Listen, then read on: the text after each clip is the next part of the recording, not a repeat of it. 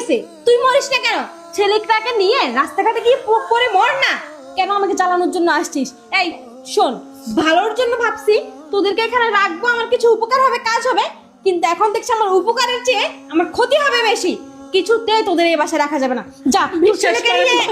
আমি দেখি না এটার উপরে আসলাম, আমি বসার সময় পড়ে গেছে। হ্যাঁ দেখবে কেন? চোখে খেয়ে ফেলেছো তুমি, তাহলে দেখবে কিভাবে? আমার শুধু ধ্বংস করার জন্য। এই এখন তো ছেলেকে নিয়ে বের হয়ে যাবি, যা বলছি, যা ছেলেকে নিয়ে জামা কাপড় নিয়ে বের হয়ে যা। কি বলো আপু, দুলাভাই মারা গেছে, এটা তোমরা আমাকে একবার জানাবে না?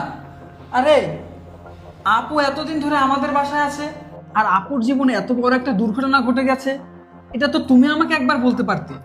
তোমার সাথে তো আমার প্রতিদিনই কথা হতো, কই তুমি তো আমাকে কিছু বললে না।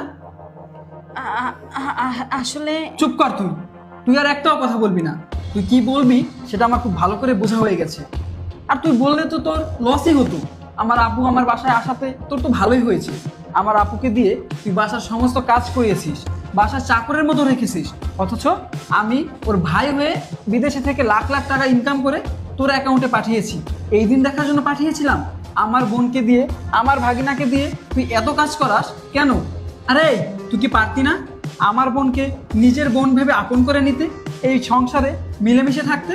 তুই কেমন মেয়ে মানুষ, হ্যাঁ, যে একটা মেয়ে মানুষ হয়ে আর একটা মেয়ে মানুষের কষ্ট বুঝিস না? আর তুমি আমার বোনকে দিয়ে, আমার ভাগিনাকে দিয়ে এত কাজ করিয়েছো, তাদের উপর এত অত্যাচার করেছো যে তাদের মুখের দিকে তাকানো যাচ্ছে না। আরে এটা তুমি কিভাবে করতে পারলে? তুমি একটা মেয়ে মানুষ হয়ে আর একটা মেয়ে মানুষের উপরে এতটা অত্যাচার কিভাবে করলে বলো?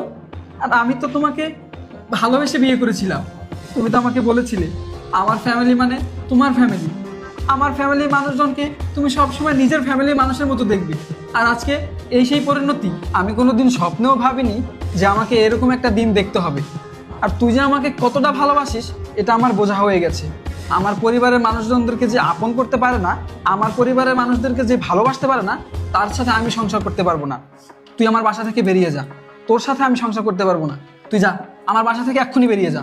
শোনো, আমার ভুল হয়ে গেছে, আমি আসলে বুঝতে পারিনি, অনেক বড় ভুল করে ফেলেছি।